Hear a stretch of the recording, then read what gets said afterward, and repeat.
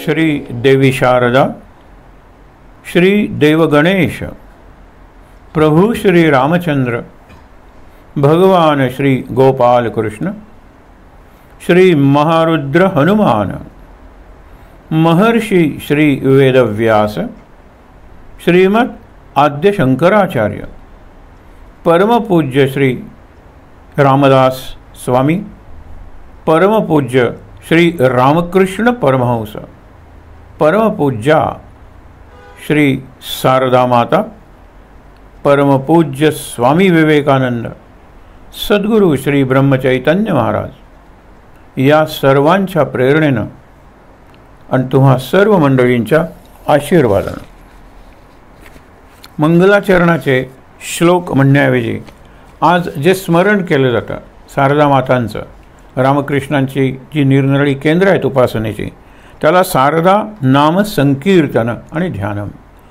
ते फार चांगल्या पद्धतीने म्हणतात. तुम्ही इंटरनेटवर किंवा यूट्यूबवर जा मुद्दामून आणि ऐका. ध्रुपदाच्या 2 नामं आणि नंतरची 4 नामं, या 6 निरनिराळ्या पातळ्यात अप्रतिम म्हणलं जातं. तो एक अनुभव आहे. तुम्हाला सहज गंमत म्हणून सांगतो की सुरुवातीला अंधारात आपल्याला ऐकायला पाहिजे, कारण आपल्याला माहीत नाहीत नामही. ऐकूया ना, छान अनुभव येईल. नंतर दुसऱ्या दिवशी एकार्ती, एक ज्योत पेटवून ठेवायची समर्थांसमोर किंवा रामकृष्णांसमोर किंवा सद्गुरूंसमोर, एक ज्योत. त्याच्यानंतर पंचारती पेटवून ठेवायची. असे 3 दिवस झाले ना. त्यांच्यानंतर 8 किंवा 7 यांची जी समयी असते, दिवली म्हणतो आपण, ती ठेवायची. वरून टांगलेला लांबण दिवा ज्यांच्याकडे असेल त्याने, आपल्याकडे गोव्यात ते झाड असतं दीपमाळेसारखं आणि त्याच्यात अनेक ज्योती वगैरे आपल्याला पेटवता येतात. असं करत करत करत आपण जर ते शारदा मातांची ही नामं जर शांतपणे डोळे मिटून ऐकली पहाटेच्या वेळी, तर इतका चांगला अनुभव येईल. शारदा माता आपल्यात उतरतील. आणि शारदा माता या रामकृष्णांच्या ती उतरल्या होत्या त्या पूजेनंतर, आणि विवेकानंद वगैरे त्यांच्या गुरुबंधू तर त्या उतरल्या होत्याच होत्या. गंमत बघा तुम्ही. आणि म्हणून आपण आज काही नामं म्हणणार आहोत. त्या 6 पातळ्या ज्या पद्धतीने म्हणतात त्या पद्धतीने आपल्याला जमणार नाही आणि सगळ्या लोकांना म्हणणंही जमणार नाही. म्हणून एकच आपण ट्यून घेऊया आणि त्याच्यात ही नामं म्हणूया. आपण अर्थाकडे लक्ष देऊया. अर्थही आपल्याला सोपा जाणार आहे. पहिल्यांदा म्हणूया, माझ्या नंतर म्हणायचं आहे, ओम सर्वदेव देवी स्वरूपिण्यै श्री शारदा देव्यै नमः. आता संकीर्तन आहे हे आपण आता म्हणायला लागलो. पहिली 2 आहेत ती ध्रुपद आहेत, पण आपण ध्रुपद न म्हणता आपण ओळीनं म्हणणार आहोत. हे लक्षात ठेवा. त्वं मे ब्रह्म सनातनी मा, त्वं मे ब्रह्म सनातनी मा, ब्रह्म शारदैश्वरी शुभगे मा, शारदैश्वरी शुभगे मा. हे ध्रुपद आहे. आपण आता सरळ याच चालीत म्हणणार आहोत आपण. ब्रह्मानंद स्वरूपिणी मा, ब्रह्मशक्ती सुखदायिनी मा, सच्चित सुखमय रूपिणी मा, सृष्टि स्थिति लयकारिणी मा. आता शेवटचं मा म्हणजे आईला आपण हाक मारतोय, हा भाव असला पाहिजे. ब्रह्मसुधांबुधी केलिनी मा, ब्रह्मसुधांबुधी केलिनी मा, ब्रह्मात्मैक्य शुभंकरी मा, जीवेश्वर भित कौतुकी मा, अगाध लीला रूपिणी मा, त्वं मे ब्रह्म सनातनी मा, शारदैश्वरी शुभगे मा, चिन्मय रूप विलासिनी मा, बहिरांतर सुखवर्धिनी माँ, बहिरांतर सुखवर्धिनी माँ, बहिरांत सुखवर्धिनी माँ, ज्ञानानंद प्रवर्षिणी माँ, ज्ञानानंद प्रवर्षिणी माँ, दिव्य रसामृत वर्षिणी माँ, रसामृत वर्षिणी माँ, मूलाधार निवासिनी माँ, सहस्रार शिव संगिनी माँ, आद्य शक्ति स्वरूपिणी माँ, चित्ति सुखदायिनी तारिणी माँ, चित्ति सुखदायिनी तारिणी माँ, त्वं मे ब्रह्म सनातनी माँ, शारद ईश्वरी सुभगे माँ, त्वं मे ब्रह्म सनातनी माँ, शारद ईश्वरी सुभगे माँ, शारद ईश्वरी सुभगे माँ.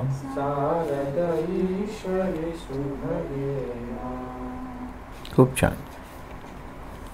आपण ज्यावेळेला रामकृष्णांच्या 4 त्या प्रवचनांचा शेवट केला होता आणि रामकृष्णांचं नंतरचं जीवन आता शारदा मातेंच्या बरोबर बघणारच आहोत आपण, तर त्यावेळेला आपण 2 रामकृष्णांनी दिलेली उदाहरणं लक्षात ठेवलेली होती.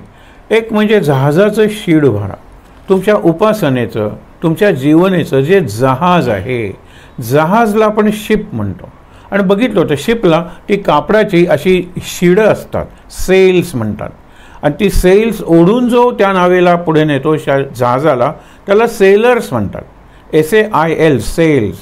आणि ते धिप्पाड लागतो, त्याला शक्ती लागते, कारण वाऱ्याची दिशा जोरात आहे तर भरकटेल ना नाव, म्हणून ती बरोबर करावी लागते. आणि मग गुरुकृपेचा वारा वाहतोच आहे. तुम्ही आपल्या साधनाची शिड, आपण ज्याला ओरिएंटेशन म्हणतो ना, म्हणजे ट्रान्समिशन ऑफ गुरुकृपा और gurus grace is on forever. सतत चालू आहे, गुरुकृपेचा वारा वाहतोय. तुम्ही तुमचे जे रिसिव्हर्स आहेत ना, ते अगदी अशा दिशेने करा त्यांचं ओरिएंटेशन की तुम्हाला ते ट्रान्समिशन छान मिळेल. शिड अशा पद्धतीने हलवा की त्या नावेची दिशा, नावेची गती, नावेचा मार्ग आणि मुख्य म्हणजे नावेचं गंतव्यस्थान म्हणजे डेस्टिनेशन, कुठला किनारा, हे तुम्हाला ठरवता येईल. शारदा मातांनी हे असं केलं, लक्षात ठेवा की आपल्या जीवनाला त्याने असा घाट घातला की रामकृष्णांचं त्यांना नित्य मार्गदर्शन सुरू होतं. आज आपण त्यांच्या जीवनातला जो तीर्थयात्रा परवाचा भाग बघणार आहोत, त्यावेळेला तर पावलोपावली रामकृष्ण त्यांना मदत करत होते आणि त्यांना तो प्रत्यक्ष रामकृष्णांचं अस्तित्व किंवा आपल्याबरोबर ते आहेत हा भाव जागा होता त्यांचा. हे लक्षात ठेवायचं. दुसरं उदाहरण त्यांनी काय दिलं होतं, साचा तयार केला आहे. साचा म्हणजे फॉर्म. तुम्ही आपली जीवनं त्यात ओता, जीवन ओता आणि मग साचा तयार केलेलाच आहे, चांगल्या साधकाचा, चांगल्या भक्ताचा, जीव आणि शिव मिलनाचा साचा तयार करून ठेवलेला आहे. तुम्ही ज्ञानमार्गाने जाणार असाल तर त्या ज्ञानाचा उपयोग करून वितळा. सगळ्यात मुख्य काय वितळायला पाहिजे, या सगळ्या गाठी वितळल्या पाहिजेत. कुठल्या मुख्य गाठी आहेत, काम, क्रोध, मोह, मद, दंभ, मत्सर आणि त्याला सगळ्यात म्हणजे अहंकार. ही गाठ वितळली अहंकाराची एकदा की तो रस तयार होतो. आपण बघितलं होतं ना, सोनं हा जड धातू आहे किंवा आपण घन धातू आहे, सॉलिड. तो वितळवतात, इतका तापवतात की सोनं वितळवतात आणि मग निरनिराळे साचे असतात, त्याच्यात घालून मग ते निरनिराळे दागिने किंवा अलंकार तयार होतात. गणपतीचे सुद्धा निरनिराळे साचे असतात, पण त्या साच्यात जर घातला तर त्याच आकाराचा, त्याच तयार रूपाचा गणपती तयार होतो. आपण हे बघितलं आहे. म्हणून शारदा मातांनी जो साचा तयार केलेला होता रामकृष्णांनी, त्यात आपल्याला पूर्णपणे ओतलं. आपण बघितलं होतं ना, हे समस्तही श्री वासुदेव, हे जे दिसतंय ते समस्तही सगळं श्री वासुदेव.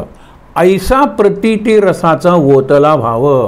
बघा, मग तो चांगला भक्त आहे आणि तोच ज्ञानी सुद्धा आहे. पण काय केलं पाहिजे?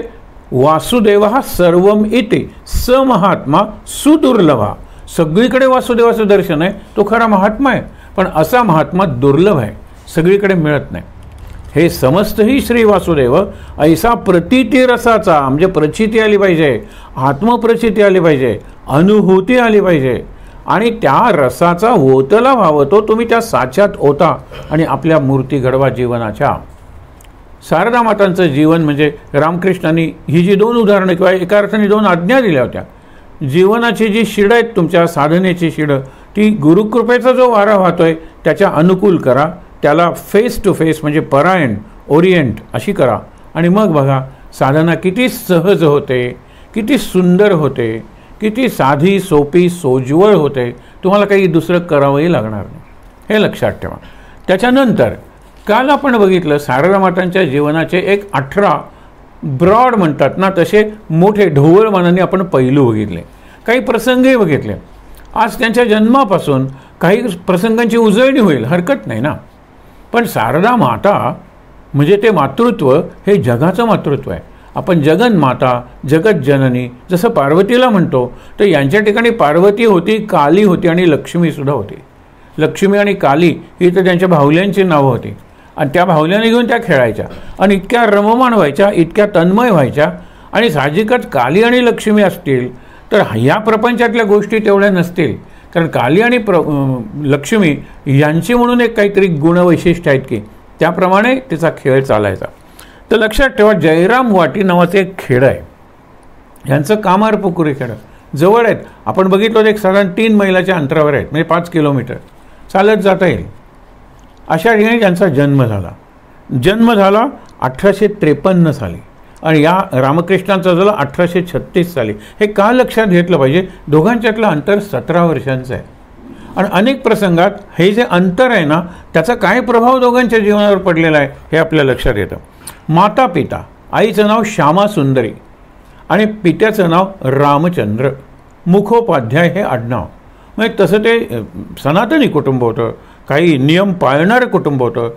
आणि मुद्दाम काय की 16 ओळं अस्पृश्यता बिलकुल नव्हती. जसे नरेंद्रनाथांचे वडील हे तर निरनिराळ्या प्रकारच्या लोकांशी वागायचे, कारण ते वकीलच होते. हे रामचंद्र जे आहेत यांचे वडील शारदा मातांचे, ते येता जाता सगळ्यांना म्हणायचे, अरे जरा ये गुडगुडी उडून जा रे. मग गुडगुडी सगळ्यांनी उडावी. आता इथे गुडगुडी ओढण्यापेक्षा आमच्या घरी या, एक पायधूळ झाडा. मग कुठल्याही जातीचा, कुठल्याही समाजाच्या स्तरातला माणूस असेल, गुडगुडी उडून जा. खेड्यात काही फार माणसं यायची असे नाही, पण लोकांनी यावं, लोकांचा संपर्क. याच्या उलट आपण काय बघितलेलं आहे की क्षुदिराम नावाचे जे सासरे होते शारदा मातांचे, म्हणजे रामकृष्णांचे वडील, त्यांचं व्यक्तिमत्व निराळच होतं. ते एवढे सात्विक होते की लोकच त्यांना मान द्यायचे आतून उत्स्फूर्तपणे. म्हणजे जायला लागले की ते बाजूला व्हायचे, तळ्यात उतरले की हे लोक बाहेर यायचे. हे आपण बघितलेलं आहे. हे चारित्र्याचं तेज आहे. मग याच्यात पैसे नाही आहेत, खायला नाही आहे. त्या क्षुदिरामांचं एक उत्तर मला खूप आवडतं. मग कसा चालला आहे संसार? ठीक चालला आहे की? दोघंजण आम्ही संसार चालवतो. लोकांना वाटलं की नवरा आणि बायको. नाही नाही म्हणाले, रघुवीर म्हणजे राम आणि मी. ज्या वेळेला ताटात काहीतरी खायला असतं त्यावेळेला राम संसार चालवत असतो आणि ज्या वेळेला ताटात काहीही खायला नसतं त्यावेळेला मी चालवत असतो. पण आम्ही दोघंही संसार चालवतो, आनंदात आहोत. गरिबी तिकडेही आहे आणि गरिबी इकडेही आहे. गरिबीचे आपण काही प्रसंग नंतर बघणार आहोत. पण एक लक्षात ठेवा, कुटुंब गरीब असलं ना तरी अत्यंत समाधानी आहे, सेवाभावी आहे आणि रामभक्त आहे. अत्यंत भाबडेपणाने आपण उद्या बघणार आहोत त्यांची निरनिराळी भावरूपं. आज बघणार आहोत त्यांच्या चरित्रातला प्रवाह, त्यांच्या कसा आहे चरित्रातला. काल बघितलं ते त्यांच्या जीवनाचे पैलू कुठले आहेत, की कोणते कोणते पैली म्हणून शारदा माता बनतात. अरे साक्षात शारदाच आहे, ती देवीच आहे. आज काय बघणार आहोत? जन्मापासून. जन्म कुठे झाला? जयराम वाटीला. केव्हा झाला? आपण बघितलं 1857 साली. आई वडील कोण? तर श्यामा सुंदरी आणि रामचंद्र. मुखोपाध्याय. गरिबी होती पण अत्यंत समाधानी कुटुंब होतं. सगळ्यांनी आपल्याकडे यावं म्हणून आत्ता सांगितलं वडील येणाऱ्या जाणाऱ्यांना गुडगुडी ओढा म्हणून आग्रह करायचे. रामभक्त होतं. ही दोन्ही कुटुंब रामभक्त आहेत. आपल्या या दोन्ही कुटुंबात राम नावं किती जणांची आहेत हे त्यांनी एकदा गप्पा मारता मारता, किती साध्या होत्या, पण त्यांच्या अंगातली शक्ती होती त्याची त्यांना कधीकधी जाणीव असायची, कधीकधी नसायची, पण एकदम त्या बोलून जायच्या. शेवटच्या दिवशी त्यांचं जे बोलणं आहे, असेच प्रसंग आहेत, अनेकांशी त्या बोललेल्या आहेत. तर हे बघूया ना आपण नंतर. जन्मपूर्व दृष्टांत किंवा जन्म झाल्यानंतर दृष्टांत, हे वय आहे ना, ते अनेक ठिकाणी निराळे सांगितले. एके ठिकाणी सांगितले 8व्या वर्षीचा हा प्रसंग आहे. 8व्या वर्षी म्हणजे लग्न झालं होतं त्यांचं, लग्न 6व्या वर्षी झालं, पण त्या माहेरी होत्या. झालं काय, दोघांनाही निरनिराळ्या ठिकाणी दृष्टांत झाले, वडिलांना आणि आईला. आई श्यामासुंदरी, वडील रामचंद्र. काय झाले की एक अत्यंत सुंदर अलंकार घातलेली एक मुलगी, छोटीशी खुकी म्हणलेला आहे त्यांना, आणि ती येते आणि गळ्यात हात घालून म्हणते की मी तुमच्या घरी आले, येईन असं नाही, मी तुमच्या घरी आले आहे. मग शारदा मणी त्यांच्याकडे बघण्याचं त्यांची दृष्टीच बदलून जाते आईवडिलांची. त्यांचं नाव, कुंडलीतलं नाव आपण म्हणतो ना, जन्म नाव, हे ठाकूरमणी आहे. मग ठाकूर म्हणजे आपण म्हणतो ना रामकृष्णांना, त्यांच्या गळ्यातल्या मणीच आहेत या, हे लक्षात घ्या. पुढे काय नाव ठेवलं, क्षेमंकरी, म्हणजे सगळ्यांचं क्षेम म्हणजे कल्याण करणारे. योगक्षेम आपण म्हणतो ना, क्षेम म्हणजे कल्याण. क्षेम कुशल आहे ना, पूर्वी पत्रात विचारायचे, तर क्षेम म्हणजे कल्याण, मंगल आहे ना, हा एक भाग झाला. नंतर तिला शारदामणी किंवा शारदा म्हणायला लागले, कारण आत्याची एक मुलगी गेलेली होती, तर तीच आली जन्माला, अशी आपली कल्पना असते ना, म्हणून तिचं नाव ठेवलं शारदा. आणि पुढे तेच झालं. शारदा काय किंवा शारदा काय एकच, आपण काल बघितलं. त्याच्यानंतर भावल्यांशी खेळ खेळताना आत्ताच आपण बघितलं की भावल्यांशी खेळ खेळताना पुढच्या आयुष्याची ती तयारी असते, रोल प्लेईंग. म्हणजे आपण अनेकदा बघितलं आहे ना की किती तन्मय होतात खेळताना त्या. आणि ही उदाहरणं दिलेली आहेत की तुम्ही बाजारात जा, मी तुम्हाला यादी करून देते, आणि तुम्ही बाजारातून येतोपर्यंत मी बाळंत होते, नंतर आपण नाव ठेवूया, बारसा आहे, नंतर आपण हे करूया. आणि हे सगळं करताना खाण्याचा जिथे प्रसंग येतो ना, त्यावेळेला हां हे बघा, ही पुरी आहे, हे श्रीखंड आहे, सगळं शेवटी बोलाचाची कढीन, बोलाचाची भात. जेवून या तृप्त कोण झाला, ही मंडळी तृप्त होतात, ढेकरत्यात, हा श्रीखंड खरंच चांगलं झालं होतं. प्रत्यक्षात काहीही नाही, ताटलीसुद्धा ती नुसतं अभिनयच असतो, पण ती भावी जीवनाची तयारी असते. ही लक्ष्मी आणि काली यांच्याशी तन्मय होताना आपल्यात लक्ष्मी पण आहे, आपल्यात कालीमाता आहे, याची ती तयारी चाललेली होती. संसाराची तयारी नाही, कारण त्या अर्थाने त्यांनी संसार केला, व्यापक असं कुटुंब होतं त्यांचं. पण आपण नवरा बायकोचा संसार म्हणतो, तेवढा असा संकुचित संसार त्यांनी केला नाही. पण ज्यावेळेला भावल्यांशी खेळायचा, खेळण्यात तन्मय व्हायचा, त्यावेळेला ती तयारी कशाची होती, आपल्यातलं लक्ष्मीपण म्हणजे काही नसलं तरी अत्यंत श्रीमंत होता आपण, आणि आपल्यातली काली माता, हा एक भाव असायचा. त्याच्यानंतर त्यांना भाव समाधी लागायची. अगदी लहानपणीसुद्धा जगतधात्रीची पूजा असते तिकडे. ती पूजा अशी मूर्ती आणलेली असते, आणि ती मूर्तीकडे पाहता पाहता यांना एवढी समाधी लागली की दर्शनाला आलेल्या लोकांना कुणाला फुलं व्हावीत हे कळलं नाही. आपण हा प्रसंग बघितला होता. आणि मग त्यांनी दोघांनाही फुलं घातली, आणि यांची भावसमाधी बराच काळ टिकली. मग लोकांनी टाळ्या वाजवून, भांडी वगैरे वाजवून वगैरे यांना शुद्धीवर आणलं. पण लक्षात ठेवा, तिघांनाही या लहानपणापासून समाधी लागायची. रामकृष्णांना तर भावावेश यायचेच, विवेकानंदांचंही आपण बघितलेलं आहे, आणि मुख्य म्हणजे शारदा मातांनासुद्धा समाधी लागायची. ज्यावेळेला त्या झोपेतच त्यांचं लग्न झालं, आणि झोपेत असताना दागिने काढले गेले, हे आपण बघितलं. त्याच्यात नंतरचा एक प्रसंग आहे की दागिने काढल्यानंतर काकांना राग आला होता, तुमच्याकडे काहीच नाही आहे का, हे शेजाऱ्यातून उचले आणलेले दागिने. त्यावेळेला रामकृष्ण वगैरे काहीच बोलले नाहीत, खरंच त्यांच्याकडे काही नव्हतं. पण सालंकृत असली पाहिजे ना नवरी लग्नात, आणि म्हणून त्यांनी ते केलं. घेऊन गेला रागाने. त्यावेळेला आई म्हणाली की रागाने घेऊन गेलेत, परत पाठवतील की नाही. त्यांनी सांगितलं, लग्न तर मोडणार नाही, अग्निब्राह्मणांच्या साक्षीनं जे लग्न झालेलं आहे ते तर मोडणार नाही, कशाला चिंता करतेस, येईल ते. आणि त्याप्रमाणे त्या आल्यान पुढचं आपल्याला आयुष्य तसं माहीत आहे. नंतर सासूरवाडीला कधी कधी हे जायचे, जवळच. आई म्हणायचे एकदा जाऊन ये. पहिल्यांदा ते यायचे तरी, आणि नंतर ते तिथेच रमले दक्षिणेश्वरला कालीमाताची उपासनेत. पण ज्यावेळेला यायचे त्यावेळेला आई म्हणायची सासूरवाडीला जाऊन ये, जवळच ना. ते आलो होते आणि ही झोपली होती. अगं ते आलेत, उठ उठ. त्यावेळेला ते म्हणाले तिला झोपू दे, उठली ना तर पंख पसरून ती उडून जाईल, परत आपल्यात येणार नाही. तुम्हाला तिचा अधिकार माहीत नाही आहे. महाराज म्हणायचे ना, या तात्याचा अधिकार काय आहे हे योग्य वेळी तुम्हाला कळेल. आत्ता तुम्हाला तो अधिकार कळणार नाही आहे. बघितले, पती 2-3 वर्षाची असताना ती मुलं होती 19-20 वर्षांची, त्यातला तुला कुठला नवरा पाहिजे, तिने बोट रामकृष्णांकडेच दाखवलं होतं. आणि रामकृष्णांनी सांगितलं होतं, जसं आपण आंबा वगैरे गवताची काडी बांधून देवासाठी ठेवतो तशी ती माझ्यासाठी ठेवलेली आहे. महाराजांनी सुद्धा त्यांची दुसरी पत्नी, ते गेले त्या देशपांड्यांच्याकडे आणि सांगितलं की मुली त्यांना 3-4 होत्या, दाखवा, ही नको, ही नको, तुम्हाला एक आंधळी मुलगी आहे ना. ते म्हणाले, आंधळी मुलगी? हो, मला तीच पाहिजे. निवडून घेतलेलं आहे, कारण त्यांना माहीत आहे की यांचं आपलं प्रारब्ध जोडलेलं आहे आणि आपलं जे कार्य आहे ते यांच्याकडून पूर्ण होणार आहे. महाराज त्यांना सरकार म्हणायचे आणि पुढे खरंच त्यांनी शासन महाराजांच्या नंतर 5 वर्ष का होईना पण केलंच केलं. यांनी तर 34 वर्ष केलं. हे लक्षात घेण्यासारखं आहे. त्याच्यानंतर ज्या वेळेला त्या जायच्या पाणी आणायला, हे करायला, 2 अनुभव त्यांना यायचे. एरवी त्या खेळतायत, काम करतायत, शेतातून तांदूळ वगैरे आणतायत. त्यांना पहिल्यांदा त्यांचं शेत होतं, पण एकदा टोळधाड आली आणि टोळांनी सगळं शेत फस्त केलं. जे काही दाणे शेतात पडले होते, आजूबाजूच्या शेतात पडलेले होते, ते वेचून आणायचे. शिलोंछ वृत्ती नावाची एक वृत्ती आहे. वृत्ती म्हणजे जीवन जगण्याची शैली. शिष्यवृत्ती, माधुकरी वृत्ती, अयाचित वृत्ती, या निरनिराळ्या वृत्ती आहेत. अयाचित वृत्ती म्हणजे कोणाकडे काही मागायचं नाही, त्याला अजगर वृत्ती म्हणतात. शिष्यवृत्ती म्हणजे काय, मी तुमचं शिष्य पण स्वीकारतो, वाटेल ते काम करतो, माझ्याकडे पैसे नाही आहेत द्यायला. हे पूर्वी असे संगीताचे वगैरे असे गुरु असायचे, त्यांच्याकडे ते पडून असायचे, वर्षानुवर्ष सेवा करायचे. किंवा एखादा चांगला होतकरू मुलगा आहे, त्याला शिक्षणासाठी मदत, त्यालाही शिष्यवृत्ती, स्कॉलरशिप आपण म्हणतो. पण शिलोंछ वृत्ती ही फार थोड्या जणांकडे असते. म्हणजे शेत नसतंच यांच्याकडे, शेतातलं पीक वापरायचंच नाही, दुकानातून धान्य आणायचंच नाही, शेतात पडलेले दाणे वेचून साठवायचे आणि काय करायचं, त्याच्यावर वर्ष काढायचं. यांच्याकडे तांदूळ गेल्या वर्षीचे होते. हे का सांगतो, पुढे तो प्रसंग येणार आहे म्हणून.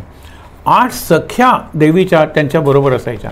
4 जणी पुढे, 4 जणी मागे, आणि या निश्चिंतपणे पाणी आणायला जायच्या.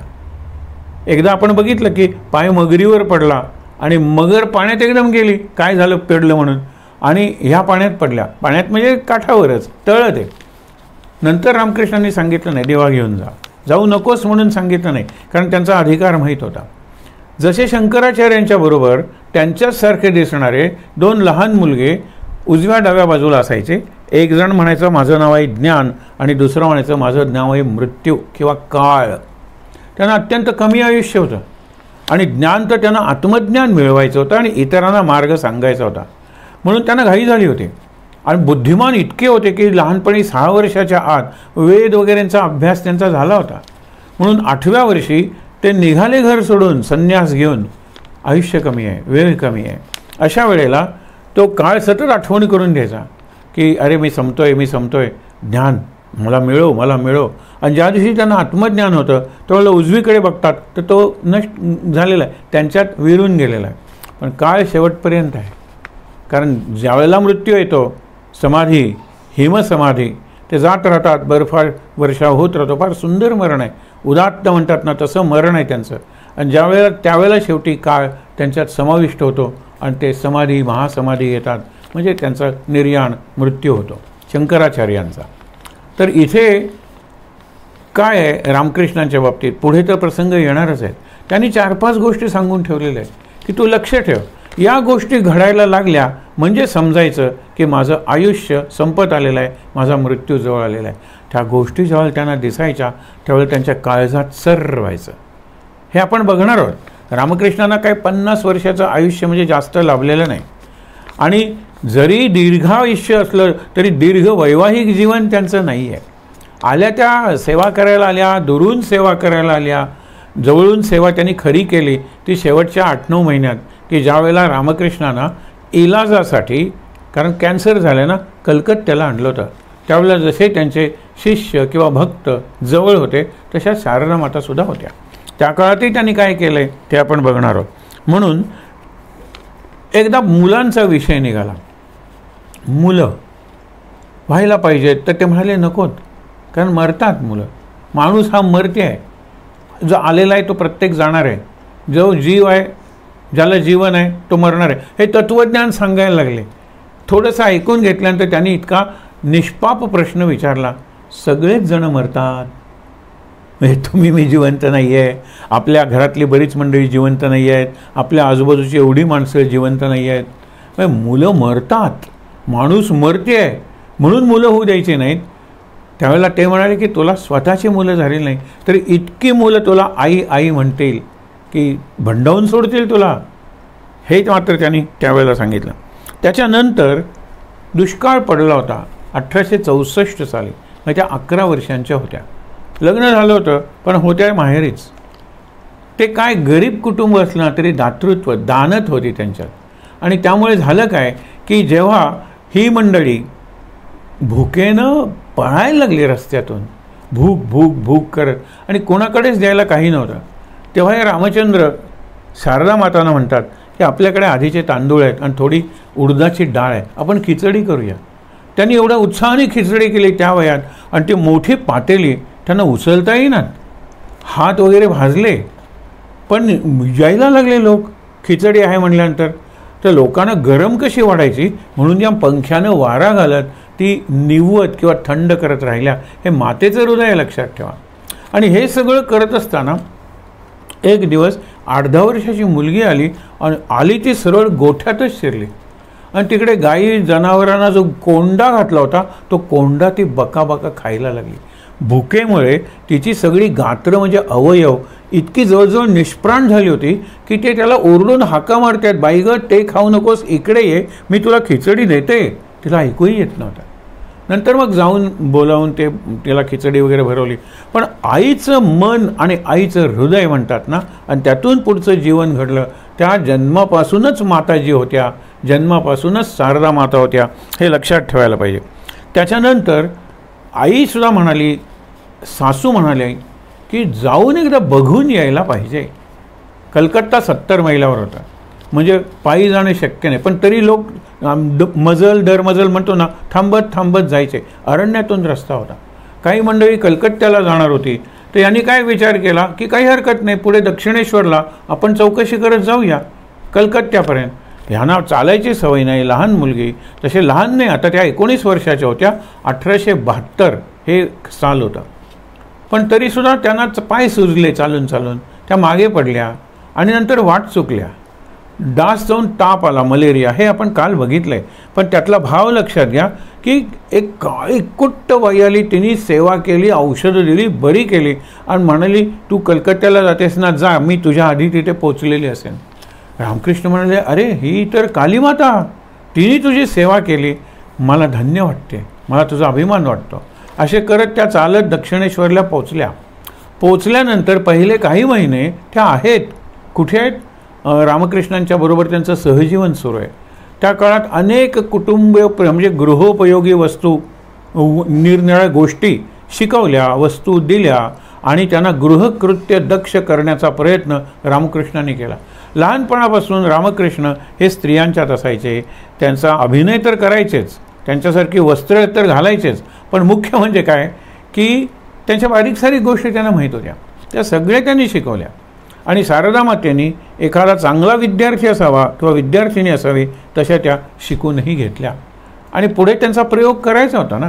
रामकृष्ण गेल्यानंतर ह्यांनीच सगळं त्या मुलांकडे बघितलं ना.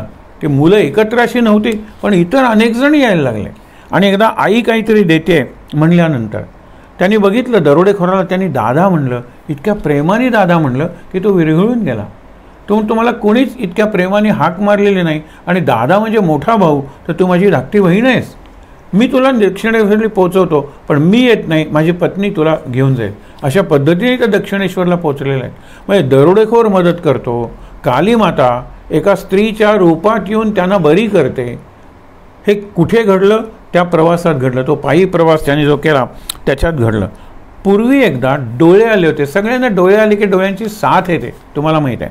आणि ही जी डोळ्यांची साथ आहे ना, त्यांना एवढे झाले डोळे आले की दृष्टी जाते की काय, ही मुलगी आंधळी होते की काय, कुठलाही इलाज उपयोगी पडे ना. त्यावेळेला कोणीतरी सुचवलं, शेवटी शंकराच्या देवळात नेऊन ठेव, दारात नेऊन ठेव, येणारे जाणारे लोक बघतील, कोणीतरी उपाय करेल.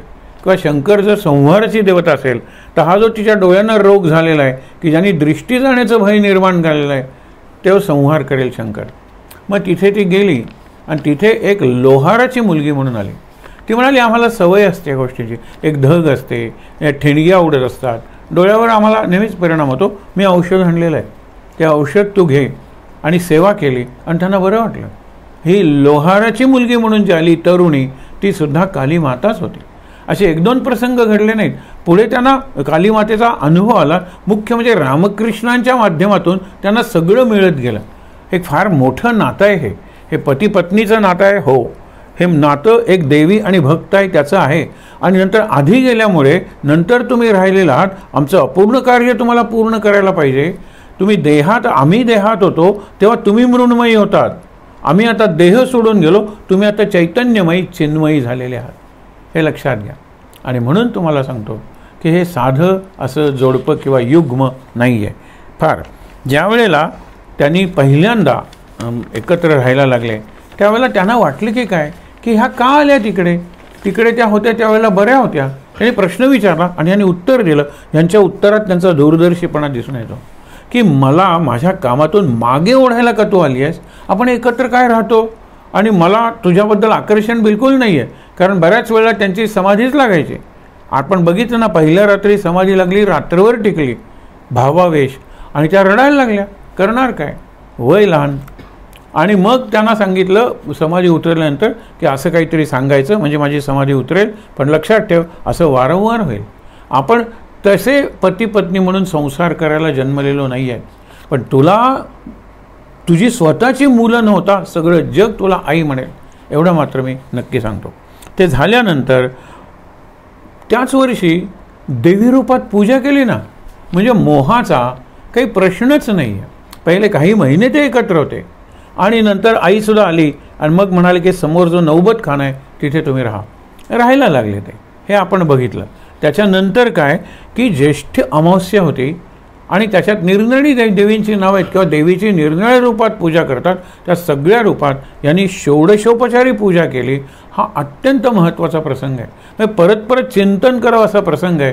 असं नातं पती पत्नी जगातल्या कुठल्याही संत जोडप्यात किंवा इतरत्र आढळत नाही की पत्नीची साक्षात देवी म्हणून पूजा करणं.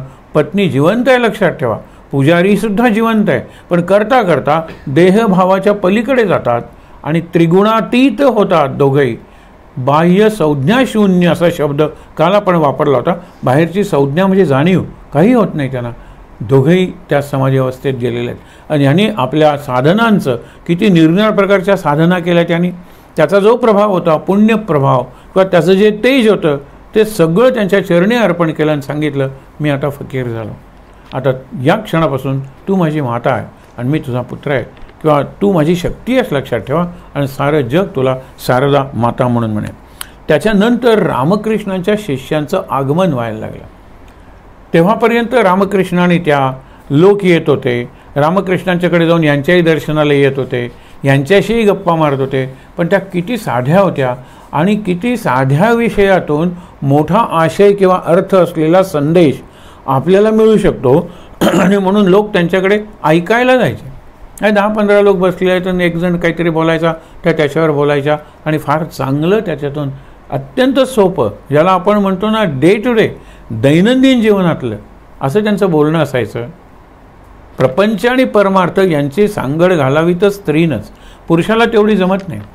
तो परमार्थाकडे गेला तर प्रपंचाकडे दुर्लक्षच करतो आणि प्रपंचात रमला तर त्याला परमार्थ नको असतो. पण दोन्ही करणारी जी स्त्री आहे तो एक स्त्री भाव यांच्यात तर होताच. यांनी दोन्ही साधलं. तेच आपण पुढे बघणार आहोत. एक एक शिष्य आले. पहिल्यांदा लाटू आला. हा लाटू म्हणजे फार विचित्र होता, अस्वच्छ होता. आंघोळ केली केली केली नाही, झोपला नाहीतर रात्रभर जागाच राहिला, अखंड नाम घ्यायचा आणि जटा वगैरे वाढलेल्या, खूप त्यांचं वर्णन सांगता येईल. पुढे ते स्वामी अद्भुतानंद झाले आणि त्यांची जी वाणी होती ना ती खरंच अद्भुत वाणी झाली. एक लक्षात घ्या, एक नाम अखंड, त्या नामाचा स्पर्श, संस्पर्श म्हणूया. आणि ही जी दोन्ही मोठी मंडळी शारदा माता आणि रामकृष्ण आणि नंतर विवेकानंद, काय त्यांना सत्संग मिळाला सांगा बरं, अप्रतिम झाला. त्याच्यानंतर राखाल आला स्वामी ब्रह्मानंद, तो तर नाचायचा भजन वगैरे करताना. म्हणजे ही मंडळी आली. नंतर मग नरेंद्र वगैरे सगळी मंडळी आली. पहिल्यांदा त्यांचा रामकृष्णांशी जास्त संबंध असायचा, पण आईला नमस्कार करायला यायचे, कधी हट्ट करायचे, आई त्यांना खायला घालायची त्यांच्या आवडीचे पदार्थ, हे व्हायचं क्वचित.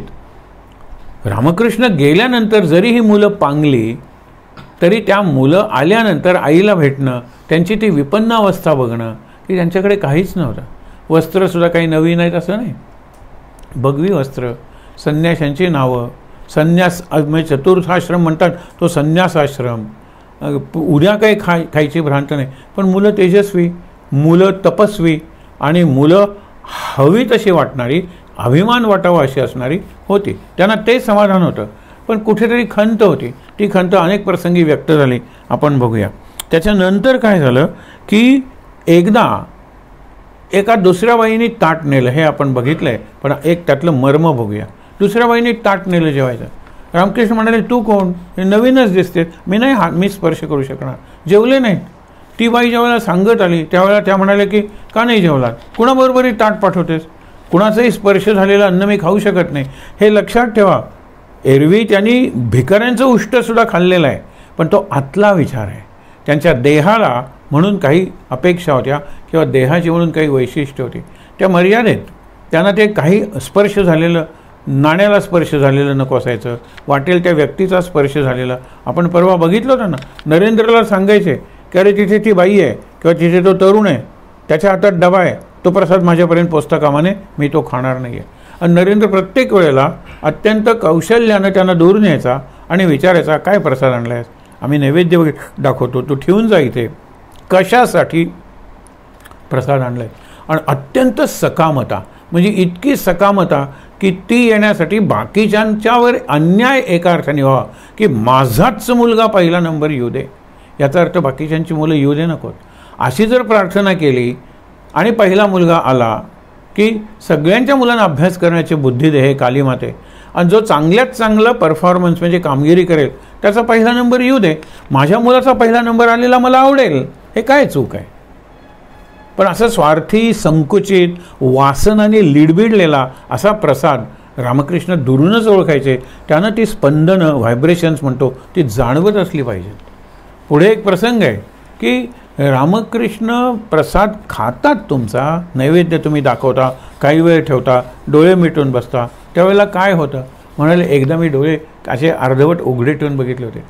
त्यावेळेला ते फोटोत होते, चित्रात होते, त्या चित्रातल्या त्यांच्या डोळ्यातून स्पष्ट अशी किरणं बाहेर पडली आणि सगळ्या खाद्यपदार्थ जे नैवेद्याला ठेवलेले होते त्याला त्यांनी स्पर्श केला. हा अनुभव माताजी ज्या पॉंडिचेरीच्या होत्या, पॉंडिचेरीच्याही माताजी आणि याही माताजी, शारदा माता, तर फरक आहे दोघींच्या जीवनात. आपण तुलना करणार नाही आहोत, पण एखादा जर प्रसंग आला तर त्यावेळेला त्या माताजी कशा होत्या आणि ह्या माताजी कशी, नाम दोघांचंही होतं. तिथे त्यांचं लग्न झालेलं नव्हतं. अरविंदांची त्या मानसकन्या होत्या, फ्रेंच होत्या त्या, पण इथे येऊन या मातेशी, या मातीतल्या साधनाशी एवढ्या एकरूप झाल्या की नाम त्यांच्यासारखं घेणं अवघड आहे. त्या म्हणायच्या, माझं नाम पेशींपर्यंत गेलेलं आहे. पेशी म्हणजे सेल्स इन द बॉडी. म्हणजे ते मी गप्प बसले ना तरी सुद्धा नाम चालू असतं माझं, आणि ते शेवटी मी जाईन, थांबेन, त्याच वेळेला थांबेल, हे लक्षात घ्या. त्याच्यानंतर एकदा पाय चेपताना त्यांनी विचारलं, मी तुमची कोण आहे. रामकृष्णांचे पाय चेपत होत्या, असे संवाद व्हायचे नवरा बायकोत. तर त्यावेळेला म्हणाल्या, जिनी मला जन्म दिला ती आणि ज्या कालीमातेचं सगळं दर्शन घेतात ती, दोन्ही तूच आहेस. जन्मदात्री आणि पूजेची अधिष्ठात्री तूच आहेस. तिला बरं वाटलं, पण ते म्हणाले, हे नुसतं उत्तर नाही आहे, हा आमचा भाव आहे, लक्षात ठेवा. खडतर साधना त्यांनी केली. तू कशाला साधना करतेस एवढी. विवेकानंद वगैरे सुद्धा विचारायचे, तुम्ही वाटेल त्या कामात गुंतलेले असता, पण संकल्प बोलून ठेवता, इतक्या माळा जप करीन, तो कोणी करायचा. तुमचे संकल्प पूर्ण करण्यासाठी मला अखंड नामात, आणि 3 वाजता तर मी उठतेच, पण तुमचा संकल्प ह्या महिन्यात जास्त आहे असं माझ्या कानावर आलं की मी 2:30 वाजता 2 वाजता उठायला लागते, आणि मला हे कष्ट सहन करावेच लागतात तुमचे संकल्प पुरे होण्यासाठी. पण एक लक्षात ठेवा, मला त्याचा त्रास होत नाही, कारण मी आई आहे ना तुमची, हे परत परत त्या म्हणायच्या. म्हणून मा हे जे नातं आहे त्याचं माता माताजी झालं, ते खूपच जवळचं नातं आहे, आतलं नातं आहे, आणि ते त्या लोकांना जाऊन द्यायच्या. त्यावेळेला त्यांनी काय उत्तर दिलं की मीच आणीन उद्यापासून ताट तुमचं, नाहीतरी मीच आणते. पण आज तिने मला विचारलं, मा मी नेऊ का ताट? एक लक्षात ठेवा, त्यानं देवा म्हणायच्या, देवा तुम्ही जसे सगळ्यांचे देवा तसे मी सगळ्यांची आई आहे. कुणीतरी मला मा म्हणून हाक मारली आणि काही मागितलं तर दिल्याशिवाय मी राहत नाही. आणि ते काय मागत असतात? मा आज मी सेवा करू का? मा आज मी देणार. तुम्ही जरी नाही म्हणलात ना तरी मी देणार, कारण तुम्हीच म्हणता ना मी जगत जननी आहे, ती मी सगळ्यांची आई आहे. त्यामुळे असे संवाद अनेकदा व्हायचे. रामकृष्णांनी काय सांगितलं, तू सकाळी दिवा घेऊन जात जा. तेव्हा त्यांना आपल्या भोवती त्या निरनिळ्या स्त्रिया आहेत की ज्या दैवी आहेत, गार्डियन एंजल आपण ज्याला म्हणतो तसं माझं रक्षण करणारे आहेत. आणि मग आपण कोणीतरी इतरांपेक्षा निराळे आहोत, यामुळे त्यांच्यात अहंगंड ज्याला आपण म्हणतो ना, सुपिरियरिटी कॉम्प्लेक्स नाही निर्माण झाला. आपण दुसरे आहोत कारण आपण कार्यासाठी जन्मलेलो आहोत का. आणि आपल्या पतीचं जे कार्य आहे ते जगाच्या कल्याणाचं कार्य आहे, ते कालीमातेचं कार्य आहे. आणि आपण कालीमातेचा प्रतिनिधी किंवा साक्षात कालीमाताच म्हणून पतीच्या कार्यात मदत केली पाहिजे, एवढी जाणीव मात्र त्याला होती. हा जो हृदय म्हणून होता तो काहीतरी करायचा. एकदा त्यांनी वाचायला म्हणून पुस्तक आणलं. तो म्हणतो स्त्रियांनी शिकायचं म्हणून पुस्तक फेकून दिलं, पुढच्या वेळेला फाडून टाकेन. हे पुस्तक फेकून दिलं. त्यांनी दुसरं पुस्तक मिळवलं आणि म्हणाला मी मोठ्या अक्षरातलं रामायण आणि महाभारत त्या गोष्टी वाचायला शिकले, पण लिहायला मात्र मला जमलं नाही. आयुष्यभर त्या सहीसुद्धा करू शकत नव्हत्या. पण या दोघांचंही त्यामुळे काही नडलं नाही, कारण जीवन हे सही, पैसे, त्या पैशाचे व्यवहार याच्यापेक्षा निराळ आहे जर तुम्ही दुसऱ्यासाठी जगत असाल तर. मी स्वतःसाठी जगतो, तुम्हाला पैसे पाहिजेतच आणि पैसा कुणाला नको आहे, पैशाशिवाय काय होणार आहे. कितीतरी उदाहरण देतो तुम्हाला. 2 प्रसंग फक्त सांगतो आणि पुढे जातो. रामतीर्थ उतरलेले आहेत स्वित्झर्लंडच्या विमानतळावर आणि उतरल्यानंतर त्यांना तेही विवेकानंदांसारखेच आणि त्यावेळेला विमानं नुकती सुरू झालेली होती, अशा वेळेला ते उतरले होते. प्रसंग सांगितला जातो आणि इकडे तिकडे बघतायत आनंदात. काय सुंदर देश आहे, खरंच पृथ्वीवरचा स्वर्ग. विमानात 100-1 माणसं असतील, सगळेजण आपल्या बॅगा त्या कस्टम्सकडून सोडवायला गेले. हे अगदी आनंदात आहे. त्यावेळेला एक माणूस आला आणि त्यांना विचारलं की अरे रश, why are you going so slow and where is your baggage and where is your luggage? ते म्हणाले baggage and luggage what for? माझ्या अंगावरचे कपडे एवढेच आणि माझ्या कपड्यांना खिसा नाही आहे. There is no pocket where I can store save some money. काहीच नाही आहे. त्यावेळेला ते म्हणाले ह्या नवीन देशात मग तुमचं होणार कसं? तुम्ही कोणाला ओळखता का? फक्त एका माणसाला ओळखतो. कोणाला? तुला. तो दिपून गेला. म्हणाले एवढी माणसं अवतीभोवती होती, वेगात जात होती, कुणी माझ्याकडे बघितलं नाही किंवा बघूनही मी त्यांना दिसलो नाही किंवा दिसूनही त्यांनी दुर्लक्ष केलं. तुम्हाला का थांबून विचारलंस? आतून तुला माझ्याबद्दल काही वाटलं ना, हे आंतरिक नातं आहे. मी फक्त तुला ओळखतो. तो म्हणतो मी धन्य झालो. You seem to be a holy man. आणि मग तू माझा पाहुणा आणि तुला पुढे जिथे कुठे जायचं असेल, स्वित्झर्लंडमध्ये तर मीच घेऊन जाईन, पण दुसऱ्या देशाचंही मी तिकीट काढून देईन. असे हे लोक प्रवास करत होते. कशाला पाहिजे पैसा? पण मी दुसऱ्याच्या कल्याणासाठी आहे. मीच काय, माझी हाडंसुद्धा इतरांसाठी आहेत. एवढा त्यांचा भाव असायचा. आणि आपण एकदा सहज बघितलं होतं की बाबांनी एक प्रयोग केला होता. मी एका अर्थाने परीक्षा घेतली होती की महाराज तुम्ही माझ्या भक्तीची परीक्षा घेताना, आता मीच माझ्या भक्तीची परीक्षा घेतोय, पण तुम्ही माझ्या जीवनात किती आहात, माझ्याकडे तुमचं किती लक्ष आहे. म्हणजे एका अर्थाने ही तुमचीसुद्धा परीक्षा आहे. म्हणून आले, सुट्टी असायची ना त्यांना, कॉलेजला आले बॉम्बे सेंट्रलला आणि बसमध्ये बसले अशा गावाला की ज्या गावाचं त्यांना नावही माहीत नव्हतं किंवा नाव असेल माहीत पण काही नाही. आणि कंडक्टरला सांगितलं शेवटपर्यंत तिकीट दे. त्यांनी दिलं. संध्याकाळपर्यंत ती बस पोचली, उतरले. बघितलं तर त्यांच्या खिशात 3-3.5 रुपये होते. ते म्हणाले आपण परीक्षा बघतोय ना, सद्गुरूंचं आपल्याकडे किती लक्ष आहे किंवा आपली भक्ती त्यांच्यापर्यंत किती पोचली आहे, हो ना, तर मग आपण सगळे पैसे देऊन टाकूया.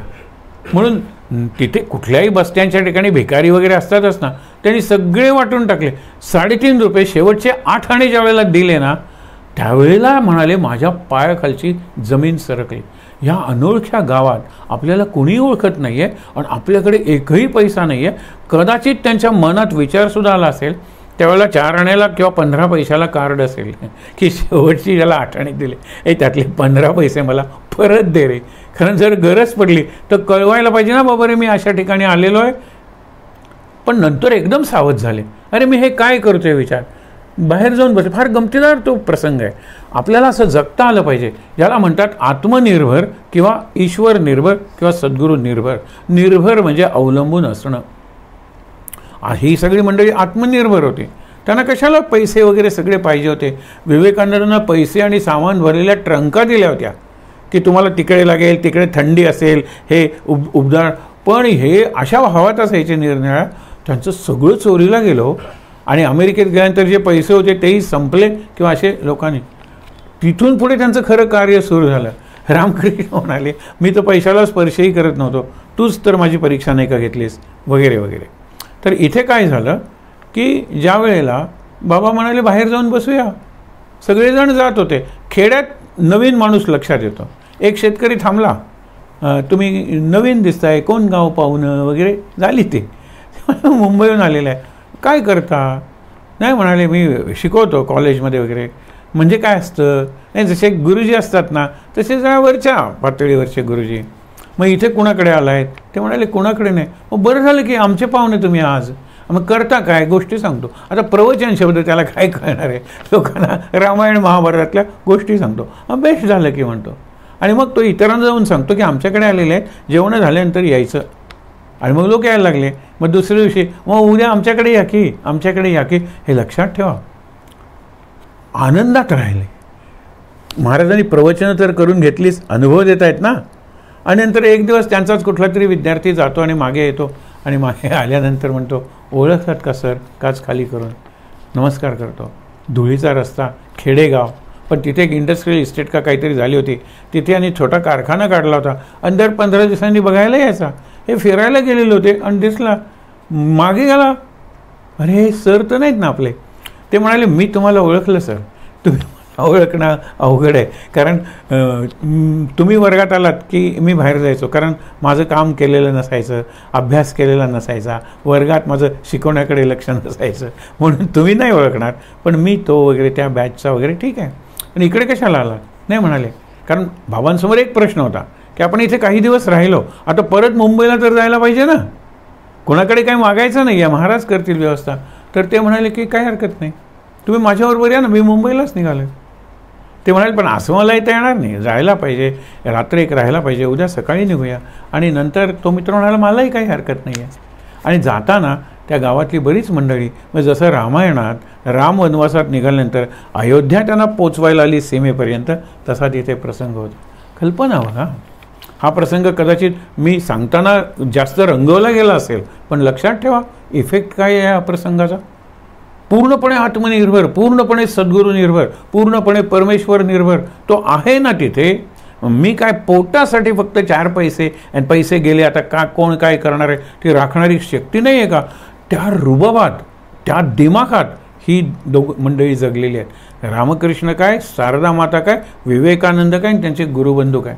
उद्या जेवायला काय याची खंत असायची, पण रुबाबात राहायची. कशी तरी व्यवस्था कालीमाता करायचीच. असू दे. त्याच्यानंतर आपण जर विचार केला तर ज्या वेळेला निरनिराळ्या प्रकारच्या साधना त्यांनी केल्या, पुढे तर आपल्या भक्तांसाठी एक साधना, वृंदावनची जी तीर्थयात्रा आहे त्यावेळेला आपण बघूया, 1 वर्ष राहिलं होतं तिथे.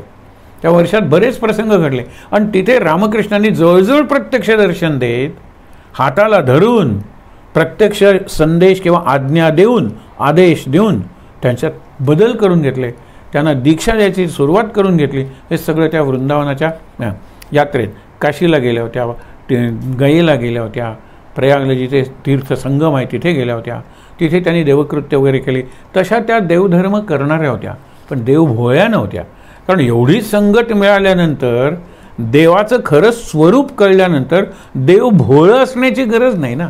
मला देवाचं रूप आहे, मग त्या रूपात मी प्रेमात पडेन, यातून भोळेपणा किंवा अंधश्रद्धा निर्माण होईल. पण मला देवाचं स्वरूप कळलेलं आहे. देव हा शक्तिरूप आहे, चैतन्य रूप आहे.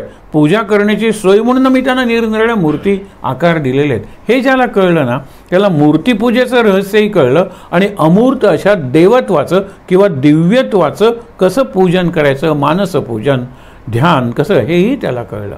हे महत्त्वाचं आहे.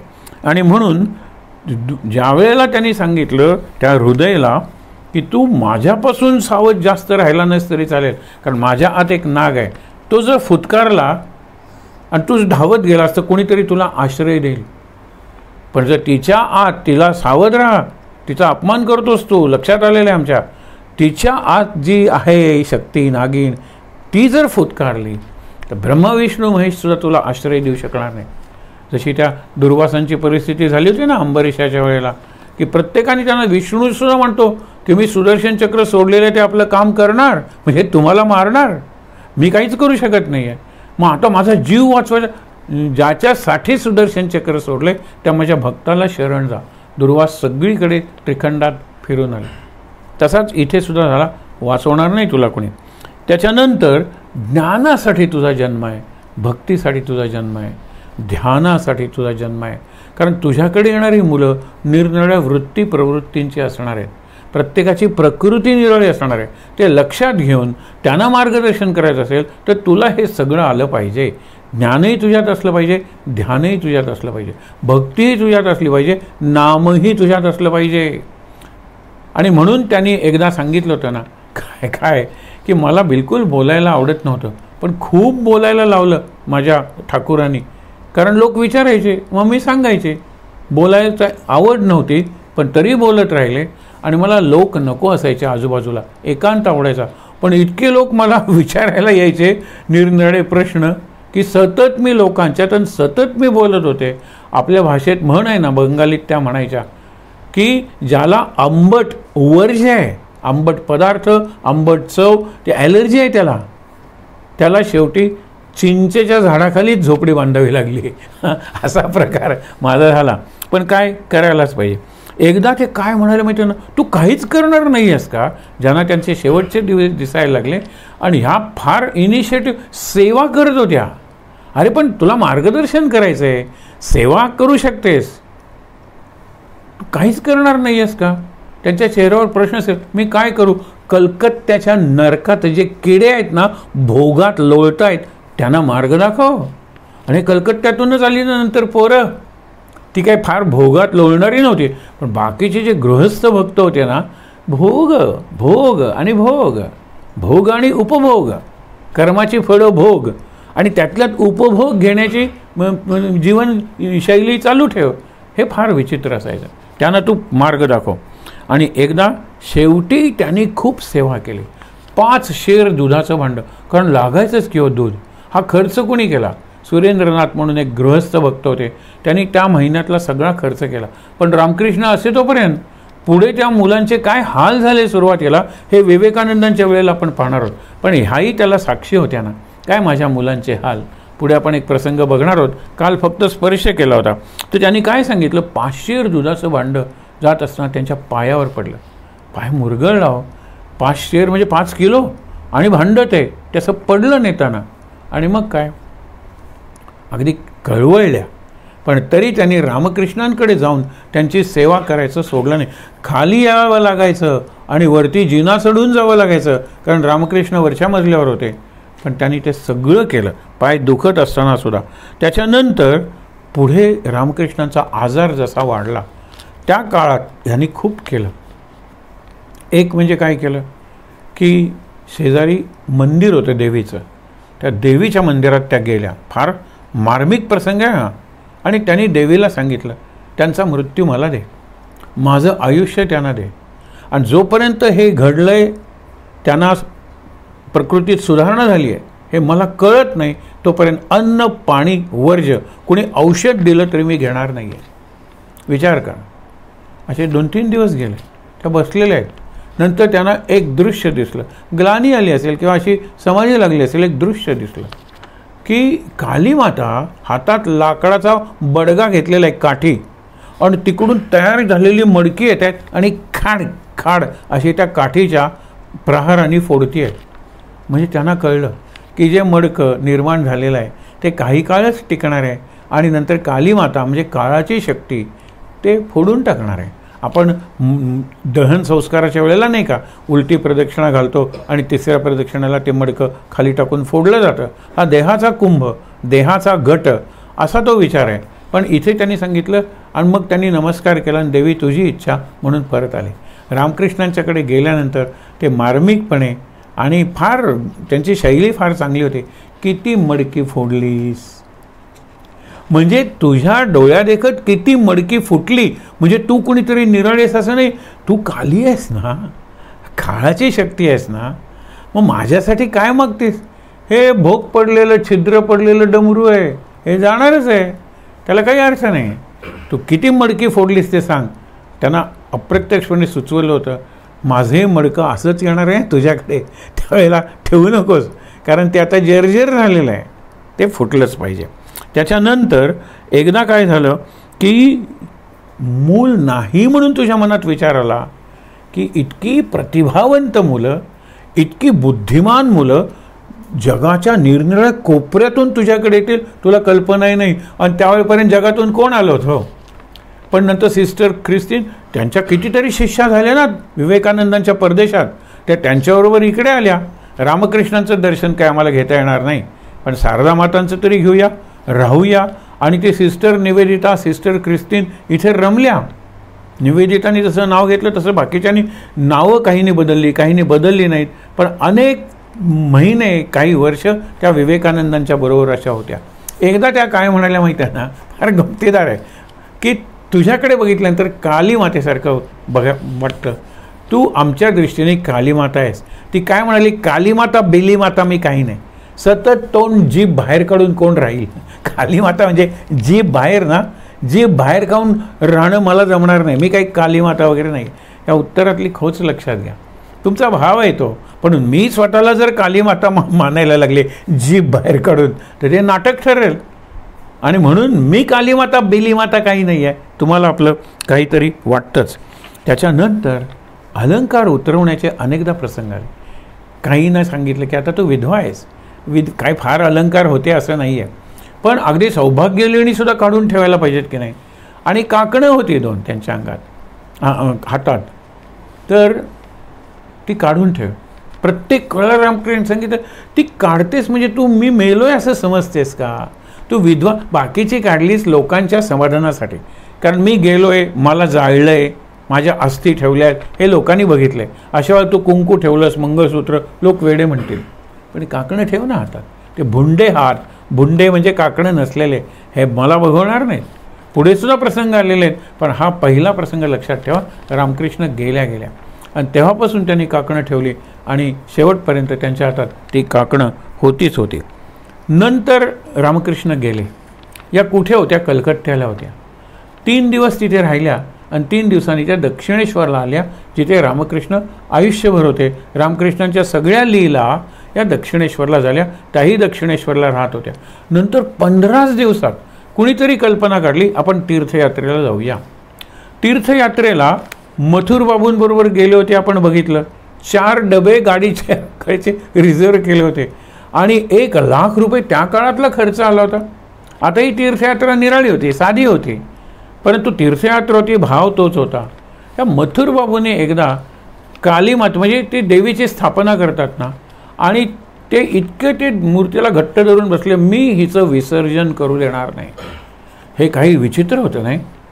विचित्र म्हणजे का नाही विसर्जन करायचं नाही काय. मथुर बाबूला रामकृष्णांनी बोलवलं आणि सांगितलं, तू ज्ञानी आहेस ना रे, मग तू मृण्मय पार्थिव मातीच्या मूर्तीची कशाला पूजा करतोस, चिन्मय मूर्तीची पूजा कर. म्हणला म्हणजे काय, काही नाही, डोळे बंद कर, इथे हृदयात आत मूर्ती स्थापन कर आणि ही मूर्ती ही चिन्मय चैतन्यमय, जिकडे जाशील तिकडे डोळे मिटून पूजा कर ना. त्यांना ही कल्पना आवडली. अरे मानसपूजा करता येते नाही, आणि मी तिचा मालक असतो एका अर्थाने. म्हणून वृंदावनाला या आल्या, वृंदावनात वर्षभर राहिल्या आणि तिथे जे प्रसंग घडले ते प्रसंग आपण उद्या बघणार आहोत. कारण तिथे अलीकडच्या शारदा माता आणि नंतरच्या शारदा माता याच्यात खूप फरक घडलेला आहे. पण त्या उद्या आपण बघणार आहोत. त्यांची काही भावरूप, हे जे प्रसंग आहेत ना ते आपण बघितले आणि ते चालूच राहणार आहेत. परंतु त्या बायकांच्यात बोलायला बसल्या तर किती साध्या बोलायच्या. त्या म्हणायच्या की पोपटसुद्धा आणला गंगाराम, त्याला राम राम म्हणायला शिकवलं आणि एक दिवस राम राम विसरून मला मा म्हणतो. पोपट मा, माझ्या डोळ्यातून पाणी आलं. मला अनेकदा विचारतात, तुम्ही कुणाकुणाची आई आहात. मी कुणाची आई नाही आहे. अरे मी पंचमभूतांची सुद्धा आई आहे. मी माणसांची, प्राण्यांची, पशु पक्ष्यांची, पतंग कीट म्हणजे कीटकांची सुद्धा मी आई आहे. कुणाची नाही आहे मी आई, असा प्रसंग आहे. पण म्हणाल्या राम राम सगळीकडे, आमच्या घरात राम रामच आहे, सासरी राम, माहेरी राम, राम राम. हे गंमत बघा. त्यांनी सांगितलं कशी नाती, कशा नात्यांशी त्या जोडलेल्या होत्या. म्हणजे अगदी साधी जी बाई असते की जिला दिवाणखानाही आवडत नाही, स्वयंपाकघरातलं काम संपल्यानंतर तिचं आवडतं म्हणजे माजघर, देवघरापेक्षाही माजघर हे तिचं आवडतं. आणि तिथे त्या बायका जमायच्या, तिथे बायकांचंच राज्य असायचं आणि गप्पा वगैरे व्हायच्या. ही किती भाबडी साधी भोळी बघा. ती काय सांगते, आमच्या दोन्ही घरी राम हे इष्टदैवत आहे. माझे सासरे क्षुदिराम, त्यांचे पिता म्हणजे माझे आजे सासरे म्हणा, त्यांचे पिता माणिकराम. माझ्या सासऱ्यांची बहीण म्हणजे यांची आत्या कोणती, रामशिला. सासऱ्यांचे भाऊ निधिराम आणि रामकनाई. बघा त्यांचे रामकृष्णांचे भाऊ रामकुमार, रामेश्वर आणि हेही रामकृष्ण, राम आहेतच. त्याच्यानंतर रामशिला देवीना मुलगा झाला, त्याचं नाव हृदयराम. त्याला हृदू म्हणायचे पण हृदयराम.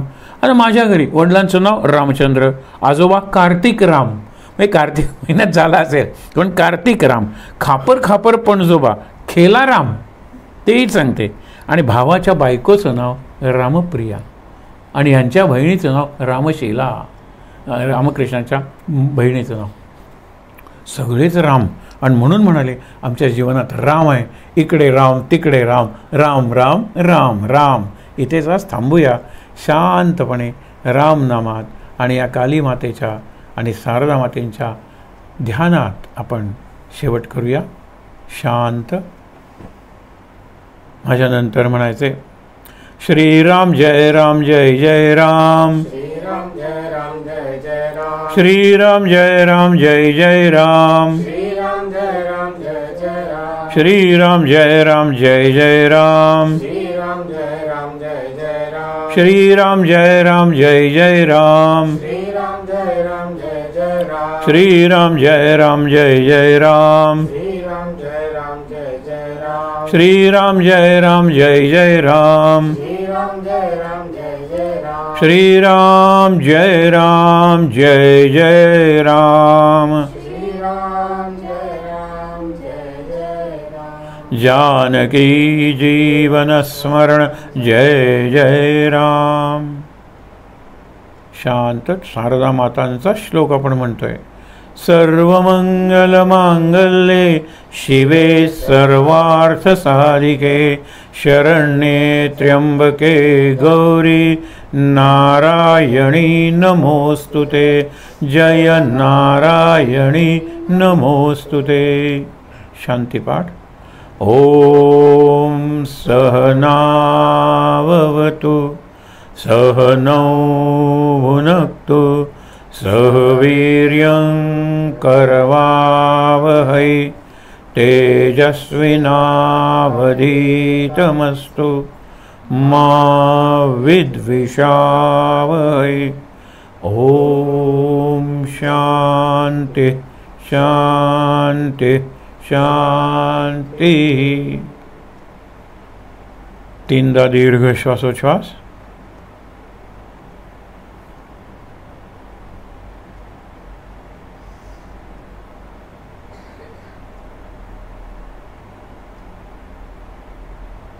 हातावर हात सोडून चेहऱ्यावर डोळ्यांवर सोडूया.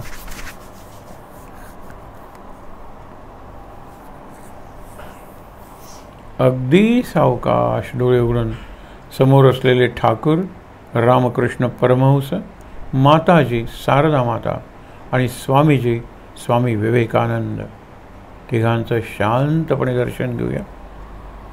शांत आनंद. महाराज महाराज महाराज.